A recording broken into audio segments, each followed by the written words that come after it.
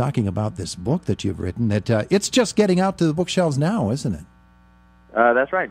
Pub date was Tuesday. Wow. Yes, many years in the making, but now available to buy. There you go. It's called The League, How Five Rivals Created the NFL and Launched a Sports Empire. John is called. You're from Baltimore, right? That's correct. Where you cover the Ravens. I believe that's a football team in the NFL. That is correct. Yeah. No doubt about that. Yeah, and of course you're calling to Pittsburgh Steeler territory right now. I'm sure that you have a lot of experience with that rivalry, the Steelers and the Ravens. But this is a book about five rivals who were also men who got together and did something that goes on today as the big sports empire, as you call it. And one of those was Art Rooney, and we're most interested in him, of course. And the way that you characterize him, he's a fascinating guy, isn't he? Yes, he's. What I did is I sort of identified the five guys that I thought were the guys that just took pro football by the lapels when it was, like in the 20s, 30s, and 40s, was really sort of a failing enterprise, certainly not a big deal, born no resemblance to the way the league is now. But there were some guys, just a few core guys that were involved. They owned teams that just got involved, took it by the lapels, changed the rules, changed everything, and got it going. Survived the Depression, survived World War II, and then eventually set it up to succeed. And Art Rooney was in the core, no question, one of those people. And the early years of the Steelers, they were not good, as many of your listeners probably know. But while the team on the field was not doing well, Art was just integral to sort of how the league operated and how these guys worked. And he was really almost the glue, because there were a lot of big egos, people not getting along, Tim Mara, George Preston Marshall, George Hallis fighting bitterly with each other. But Art Rooney was the one that would stand up in these meetings and say, "Hey guys, we got to get along here.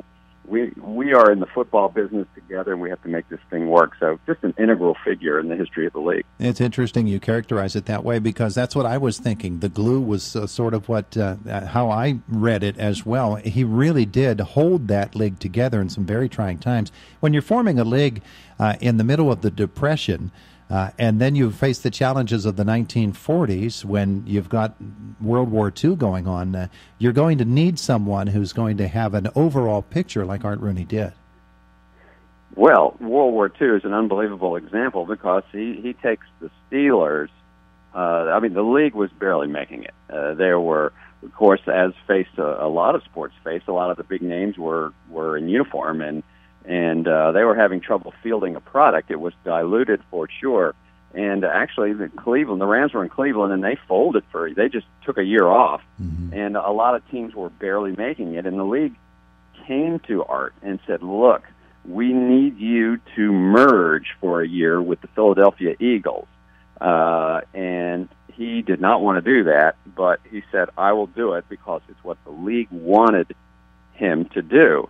And that actually, the team they're known as the Steagles over the years, and they actually did pretty well and drew some fans. And then the next year, I believe it was 1944, they came to him again and said, "Listen, we need you to do this again with the Cardinals," who were in Chicago at the time. And he did not want to do that. He wanted to get the team going in Pittsburgh. But once again, he merged the Steelers for a year because the league asked him to do that. And so that, to me, is very close to the ultimate sort of example of a guy putting the league's interests ahead of his own. I like how later in the book as well you quote, I believe, Art Jr. Saying that there were times when he would just put some money in an envelope and send it off to Philadelphia to help the Eagles stay afloat. Yes, Burt Bell was his best friend in the league and was running the Eagles, and they were, as bad as the Steelers were, the Eagles were worse. And so, yes, he was, Upton Bell, who's still alive, told me that story, just flat out send money to his dad. And Bert didn't want it, but he didn't. He also did not return the check. He cashed it. These guys were, it's really, as I wrote this book, it's really, in many respects, sort of a story of 20th century America. I mean, these are sons of immigrants who came to this, their parents came to this country and established lives. And these guys, they were not titans of business like today's NFL owners. They just were scratching out livings the way they could. I mean, they were okay in some other businesses, but they just had an idea and they just stuck to it. And it's not unlike the automobile and other things that developed in 20th century America. Professional football. So they're very similar in that respect. We're talking with John Eisenberg. The book is called The League: How Five Rivals Created the NFL and Launched a Sports Empire. We've been talking specifically about Art Rooney and the Steelers, but you mentioned this group of five guys and the fact that they came from such amazing backgrounds and diverse backgrounds. And of course, we know the story here in Pittsburgh of Art Rooney and being the owner of a bar, basically, and making his money through gambling enterprises and bookmaking. Something that probably wouldn't fly today, would it? No, it definitely would not fly. But we know that story, and then the other stories and the other people who were involved. George Halas, of course, he's the guy who has the original vision, and he, just like Art Rooney, he has a bit of a football background, but he turns it into just an amazing career, and it's really fascinating to watch his story unfold too. Yeah, what I learned about Halas, and of course these are all legendary figures, they're in the Hall of Fame, but what I learned about Halas in reporting this book and researching and writing this book was that he had less money than these other guys.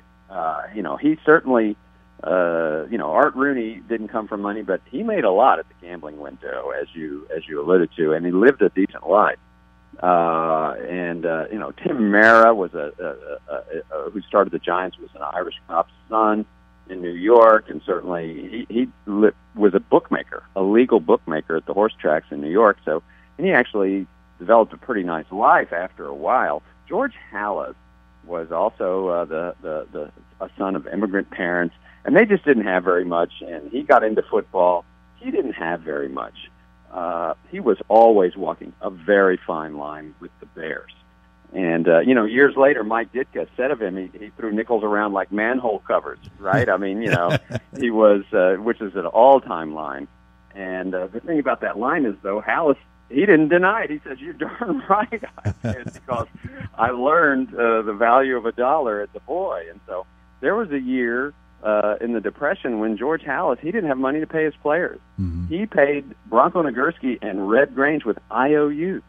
He said, "If you'll take this IOU, I'll get the money to you when I have it." And what's really incredible about that story is that those guys took it. They took those IOUs. Yeah. They said, "Okay, we will work with you." If you can imagine today's players doing that, saying, where's the cash, So George Halas walked a very fine line for many years financially with the Chicago Bears. Yes, yeah, it's fascinating. Tell me about, we have a few minutes left with John Eisenberg. Tell me about the length of time it took you to put this all together, to turn it into the narrative that you had, and the sources that you drew upon. Well, this book, this is my 10th book. And I actually was writing another at the same time on baseball, another subject. I wrote a book about Cal Ripken's consecutive game streak that came out last year. So I was under contract to 2 different publishers at the same time. Note to self, don't do that again. So I actually started on this football book in 2014, and I've taken a number of trips, my sourcing. I took several trips to Canton, Ohio, to the Hall of Fame, where they have an excellent research library, and got a lot of my research done there. And of course, these gentlemen have long passed away, but their sons and daughters and people are still, in many cases, still own the teams and are very involved in pro football. So they were all very helpful, and so I did interview Dan Rooney before he passed away. I interviewed Art Jr., who was very helpful to me, great raconteur and teller, keeper of his father's flame. And so, George Halas's daughter Virginia McCaskey, owns the Bears. She's in her early to mid-90s now, and she owns the Chicago Bears. And I went and interviewed her in Chicago. And when I told people in the league, various people, I said, well, I interviewed Virginia McCaskey. They said, God, that's like interviewing Martha Washington, George Washington's daughter, I mean, just incredible. So she has the perspective of almost the entire history of pro football. Yeah. She has seen. So fascinating source to interview there, and very helpful. We had you on the air for the Ripken book last year. We're so happy to be able to talk to you about this book, too, The League, How Five Rivals Created the NFL and Launched a Sports Empire. John Eisenberg, folks want to learn more about it. What do they need to do? Well, this book, as I said, it's just out. It's a major publisher, Basic Books out of New York, and it is available everywhere. It is on Amazon, BarnesandNoble.com, the Basic Books website, and any bookstore. So it's wide distribution, so you should be able to get it anywhere. It's good stuff, John. Thanks for being with us this morning. All right, my pleasure. Thank you. There you go. There's John Eisenberg here this morning. We went right up to the marker. It's Indiana in the Morning.